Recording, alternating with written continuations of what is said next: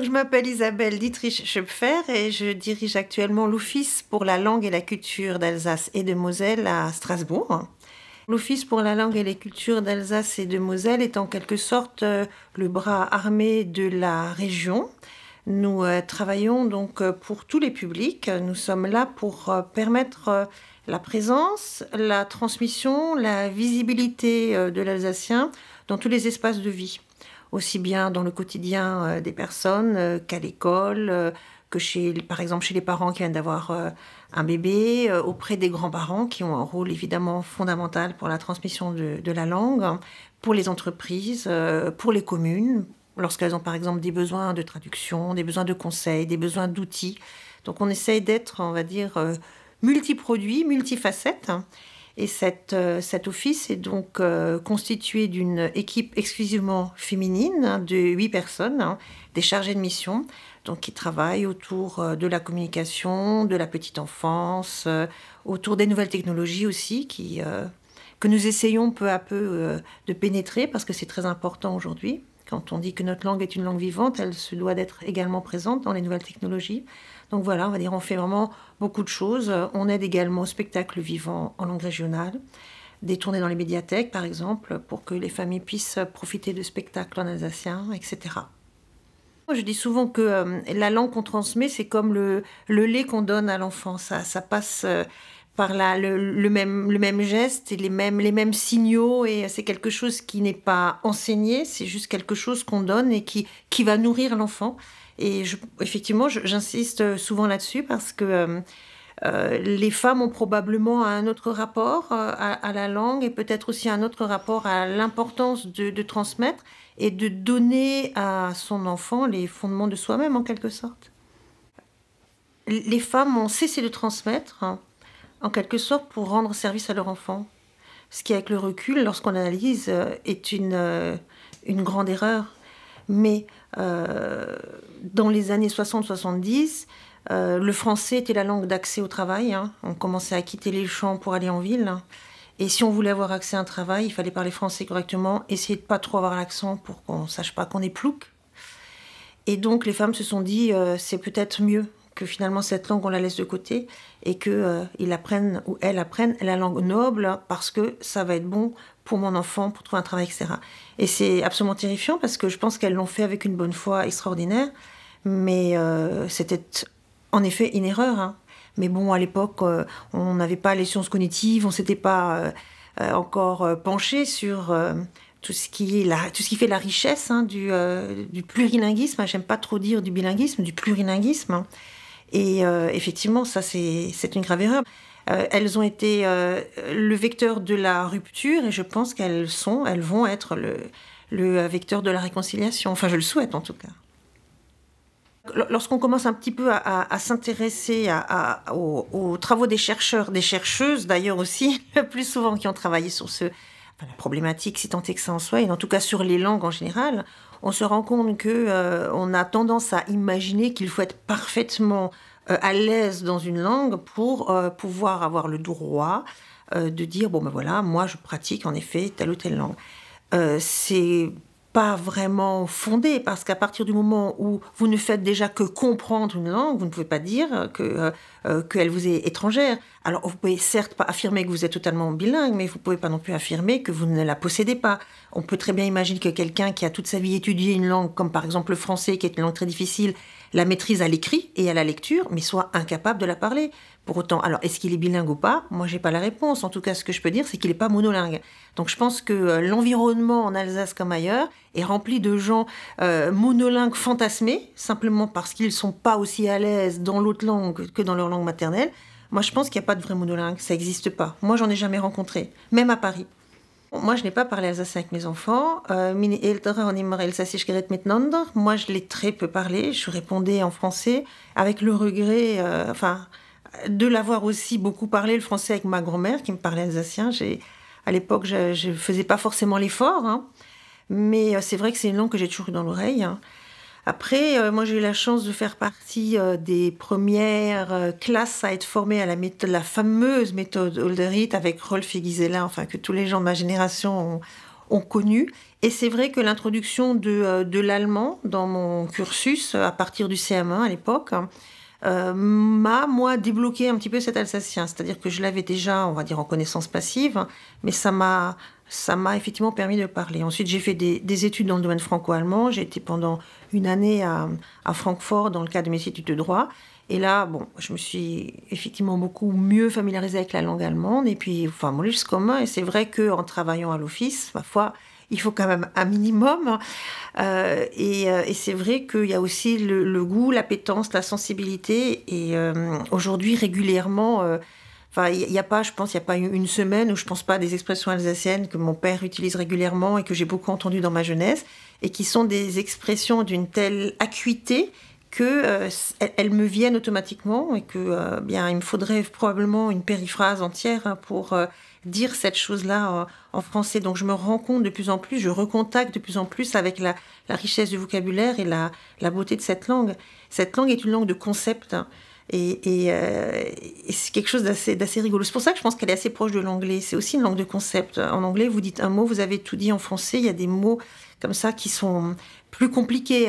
C'est souvent, voilà, c'est la langue de la diplomatie. Il faut emballer, il faut se promener. Alors que l'alsacien, comme l'anglais, a Wortland. Ce qu'on veut rendre. Le fait de dire dialecte, c'est une langue qui est riche de plusieurs composantes. Donc on sait que l'Alsace, il y a quand même plusieurs aires linguistiques en Alsace. Donc on va dire d'un point de vue scientifique, entre guillemets, le mot dialecte est parfaitement approprié. Pour autant, on sait que chez nous, en France, lorsqu'on dit dialecte, c'est pour ça que les Corses, par exemple, n'ont jamais utilisé ce terme-là. C'est toujours un petit peu pour minorer une langue par rapport à une autre. Donc dans ce souci-là de ne pas minorer l'alsacien, je préfère dire que c'est une langue. Pour moi, effectivement, l'Alsace a une langue, mais pour moi, l'Alsace, c'est au-delà de la langue. C'est en quelque sorte une unité à la fois de culture, de territoire, d'histoire aussi, et effectivement un vecteur propre, hein, qui est notre magnifique langue. Ce qui, moi, me fascine et m'habite vraiment de façon très forte, hein, et là, c'est au-delà de cette culture qui est la mienne, c'est vraiment un sentiment profond, c'est cette dualité, c'est-à-dire qu'on se retrouve dans les zones les plus intéressantes, souvent des zones d'inconfort, mais des zones de création et j'allais dire, de sentiments très puissants qui sont... Voilà, on est entre deux, clairement. Hein, on est entre la culture germanique et la culture française. Hein, on est sur une terre de passage. Hein. Je souris souvent quand on dit oui, les Alsaciens, enfin, comment voulez-vous être enfermés quand vous êtes balayés par tous les vents des conquêtes successives. Donc pour moi, vraiment, je dirais que la culture alsacienne, c'est une culture de mélange, c'est une culture d'ouverture, et c'est aussi parfois une culture un peu schizophrène, je dirais, parce que à force d'être toujours entre les deux, on ne sait pas toujours qui on est, et une fois qu'on a essayé à peu près de trouver qui on est, on se rend compte que, alors ça va peut-être paraître un peu prétentieux, mais que finalement l'Alsacien, il est le seul vraiment à se comprendre. Et c'est pour ça, je crois d'ailleurs, que l'autodérision est très alsacienne. On adore se moquer de nous-mêmes parce qu'on sait qu'il y a quand même un problème, on n'a pas encore tout réglé. Pour autant, on n'aime pas du tout qu'on vienne se moquer de nous. Et j'ai toujours trouvé ça assez curieux. Je pense que l'Alsacien a beaucoup d'humour et que justement cette autodérision, alors évidemment, on ne peut pas ne pas parler de Germain Müller, hein, mais cette espèce d'autodérision assez puissante, hein, c'est quelque chose qui caractérise assez l'Alsace. Hein. Ce problème, c'est quelque part de se sentir, alors à tort ou à raison, hein, un petit peu incompris par notre pays de rattachement. Hein, il faut quand même le rappeler, il y a encore des gens qui ne le savent pas, mais nous, les Alsaciens, nous sommes français. Oui, l'Alsace est en France. Il y a, je pense, une véritable incompréhension et peut-être aussi une sorte de... Est-ce que c'est propre à l'Alsace? J'en sais rien, mais de négation du droit à la différence. Surtout quand cette différence-là, elle est un peu germanique. Il m'arrive encore régulièrement d'avoir en mémoire l'histoire de mon propre grand-père, donc Incorporated de Force, etc., etc. Enfin bon, c'est des histoires qu'on connaît tous. Hein. Et quand je sais donc qu'il allait jusqu'en Albanie, qu'il est revenu quasiment à pied ou à vélo, et que ma grand-mère était pendant des années sans nouvelles de lui. Enfin, c'est des choses qui, encore aujourd'hui, me touchent parce que je me dis que ce destin-là, il a quelque chose d'assez universel.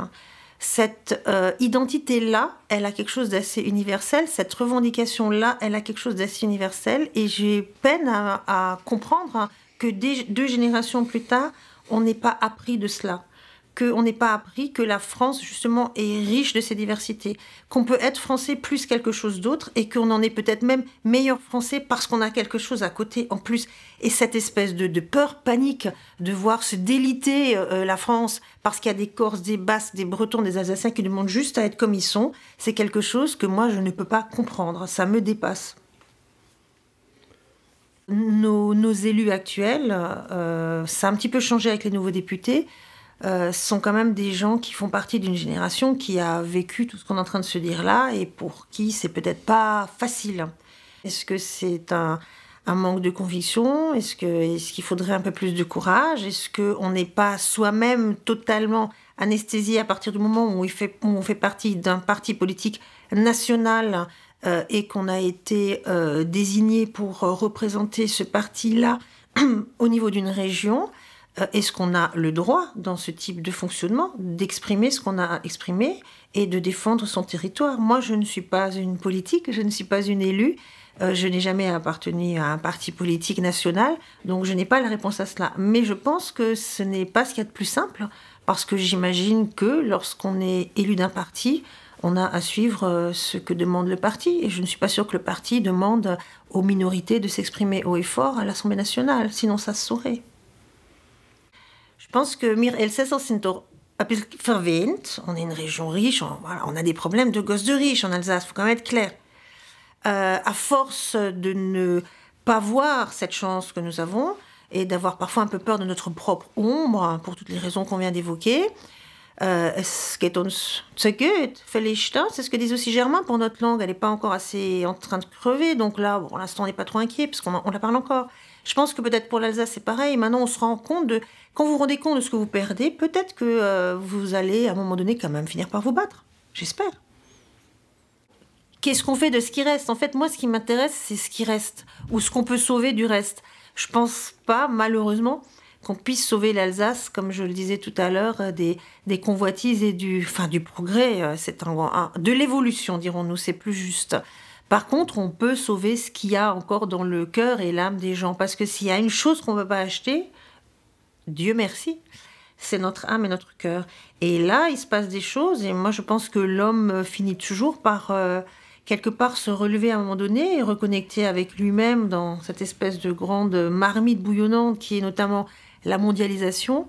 Moi, j'y crois beaucoup. Et se reprendre conscience du monde dans lequel on vit, faire une vraie démarche de citoyen, ça passe, je pense, par un ancrage avec ses propres racines. Et nos propres racines sont justement des racines parfois douloureuses, parfois abîmées, sont des racines parfois de souffrance. Et ces racines-là, je pense que c'est des racines qui nous permettent de reconstruire et de réinventer. En tout cas, moi, je veux y croire. Quand un écrivain écrit en alsacien, ce qui arrive quand même, ce qui est arrivé assez régulièrement, la première chose qui est intéressante, c'est ce que disait d'ailleurs souvent André Weckmann, c'est que c'est une langue de liberté. Déjà, on a le droit de l'écrire, alors, à peu près comme on veut. C'est-à-dire que les règles d'orthographe et de grammaire par rapport à la langue toi, qui est la langue allemande, sont quand même sérieusement adoucies. Donc ça, c'est déjà quelque chose qui permet, j'imagine en tout cas, à l'écrivain une liberté qui va encore au-delà d'une langue vraiment normée.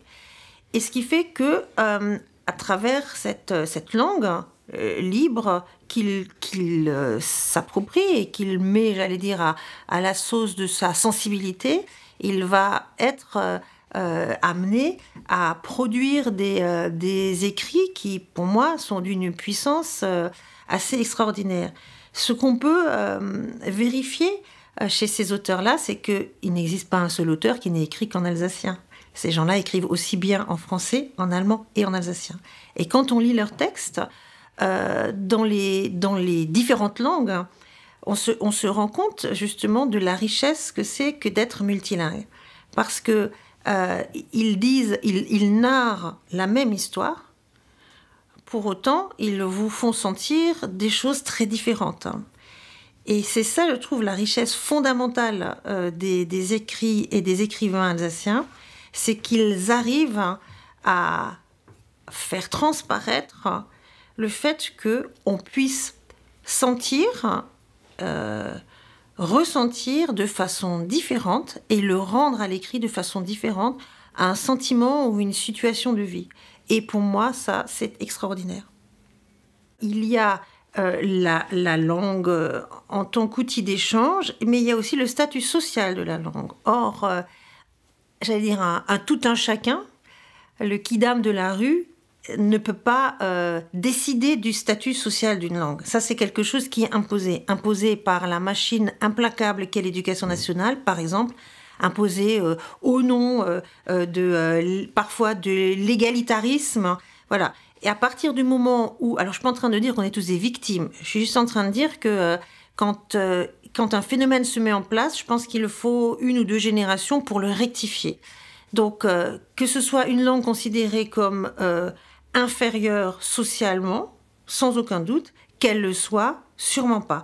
Parce qu'il y a la langue d'utilité, qui est la langue qu'il vous faut pour aller travailler. Effectivement, là, à une époque, c'était le français qui en était l'outil.